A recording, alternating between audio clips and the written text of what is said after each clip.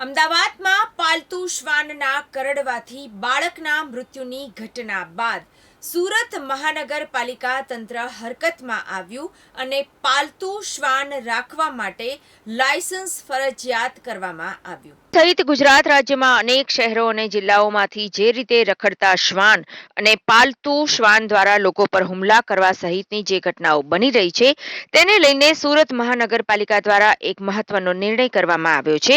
હવે જે પણ પોતાના ઘરે શ્વાન પાળવા ઈચ્છતા હશે તેમણે ફરજિયાત પોતાના શ્વાન માટેનું મહાનગરપાલિકામાં રજીસ્ટ્રેશન કરાવવું પડશે અને જેમને ત્યાં શ્વાન પાળવામાં આવ્યા છે તેઓએ પણ મહાનગરપાલિકામાં જઈ પોતાના શ્વાનનું રજીસ્ટ્રેશન કરાવવું પડશે. આ માટે પાલિકાના માર્કેટ ડિપાર્ટમેન્ટ દ્વારા ફોર્મ બહાર પાડવામાં આવ્યા છે. લાયસન્સ મેળવવા માટે કેટલીક શરતો પણ મૂકવામાં આવી છે. જો તમે સોસાયટીમાં રહેતા હો તો આજુબાજુના 10 લોકોનું બાંયધરી પત્ર જરૂરી રહેશે. એપાર્ટમેન્ટ કે સોસાયટીમાં હો તો સોસાયટીના પ્રમુખ અને આજુબાજુના લોકોની બાંયધરી જરૂરી રહેશે. એટલે કે લોકોની મંજૂરી સાથેની એનઓસી જમા કરાવવાની રહેશે. જો આસપાસથી લોકોની મંજૂરી મળશે તો જ શ્વાન ઘરમાં રાખવાની મહાનગરપાલિકા દ્વારા પરમિશન આપવામાં આવશે. જોકે મનપા દ્વારા શરૂ કરાયેલા કાર્યવાહી બાદ સુરત શહેરમાં અત્યાર સુધીમાં 800 થી વધુ નોટિસો પાઠવવામાં આવી છે અને ઘરમાં ડોગ રાખવાના લાયસન્સ માટે 250 અરજીઓ પ્રાપ્ત થઈ છે, જેમાંથી 150 લાયસન્સ આપવામાં આવ્યા છે.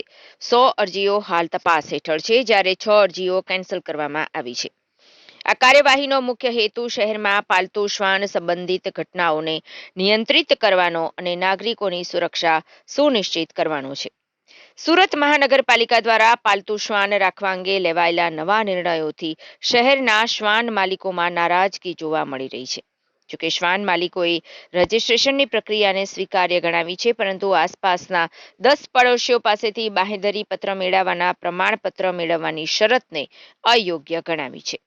શ્વાન માલિકોનું કહેવું છે કે તેઓ પોતાના પાલતુ શ્વાનની સંપૂર્ણ જવાબદારી લેવા તૈયાર છે અને તેનું યોગ્ય રીતે ધ્યાન રાખે છે. શ્વાન પ્રેમીએ જણાવ્યું કે અમારા શ્વાનની જવાબદારી તો અમે લઈએ છીએ. જોકે પાડોશીઓ પાસેથી એનઓસી લેવાના નિયમ અંગે તેમણે વાંધો ઉઠાવ્યો છે. તેમનું માનવું છે કે આ નિયમ અવ્યવહારુ છે અને તેનાથી બિનજરૂરી સમસ્યાઓ ઊભી થશે. આ મામલે શ્વાન માલિકો દ્વારા એક સવાલ પણ ઉઠાવવામાં આવ્યો છે કે શહેરમાં રખડતા સ્ટ્રીટ ડોગની જવાબદારી મહાનગરપાલિકા લેશે. તેમનો આ પ્રશ્ન મહાનગરપાલિકાના નવા નિયમોની સાથે સ્ટ્રીટ ડોગની સમસ્યા પર પણ પ્રકાશ પાડે છે. જોકે આ નારાજગી છતાં શ્વાન માલિકોએ સ્પષ્ટ કર્યું છે કે તેઓ મહાનગરપાલિકા દ્વારા લેવાયેલા આ નિર્ણયનું પાલન કરશે. પરંતુ તેમની એક રજૂઆત એવી પણ રહી છે કે આસપાસના 10 લોકોની બાંહેધરી પત્રને બદલે માત્ર સોસાયટીના પ્રમુખ કે સેક્રેટરીની પરવાનગી મેળવવા સુધી નિયમ રાખવો જોઈએ. નિયમોથી ક્યારે મને પ્રોબ્લેમ હતો જ નહીં. હું એક જાગૃત નાગરિક છું, તો નિયમો સારા જનહિત માટે જ હોય છે. નિયમો જસ્ટ બિકોઝ મારા ઘરમાં 3 ડોગ્સ છે તો હું એક સેલ્ફિશ રીતે હા નહીં પાડી શકું કે મને I am against it. I am with the SMC, but I don't feel કે 10 ઘરે જઈને હું 10 દરવાજા ઠોકું, એક ફોર્મ લઈને 10 લોકો પાસે સાઇન કરાવડાવું અને એ પછી હું સુરત મ્યુનિસિપલ કોર્પોરેશનમાં સબમિટ કરું. That is too much.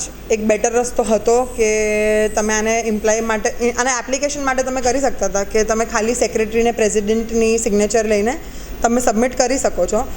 So not against the rule but against the application of the rule. અચ્છા બેન, તમે પણ કરાવવાનું છે કે કઈ રીતે આને જોઈએ છો તમે?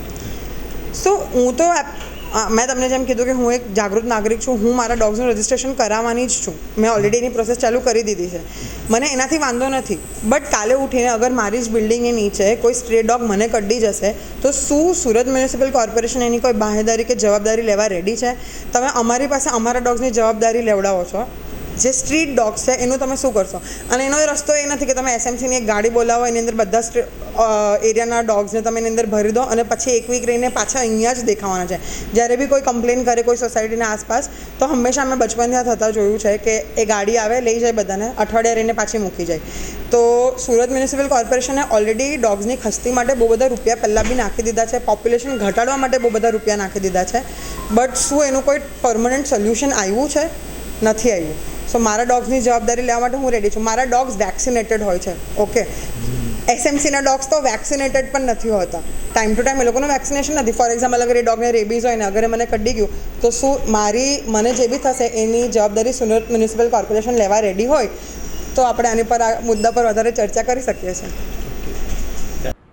જે પાલતુ શ્વાન રાખી રહ્યા છે એમના માટે આપણે લાયસન્સ પ્રોસિજર શરૂ કરી છે કે જે 2008થી શરૂ છે. એ સ્ટેન્ડિંગ કમિટીના ઠરાવ પ્રમાણે આપણે એપ્લાય કરાવેલી છે. શું છે એમાં કઈ રીતની પ્રક્રિયા છે આખી સર? લાયસન્સ પ્રોસિજરમાં આપણે એમનો આધાર પ્રૂફ લઈએ છીએ, ડોગનું વેક્સિનેશન કાર્ડ લઈએ છીએ અને આસપાસના રહીશો જો સોસાયટીમાં રહેતા હોય તો એમનું એનઓસી માગીએ છીએ અને એપાર્ટમેન્ટમાં રહેતા હોય તો એમના પ્રમુખનું અથવા મંત્રીનું એનઓસી લઈએ છીએ. સર કેમ અચાનક જ અમલીકરણ ફરીથી શરૂ કર્યું?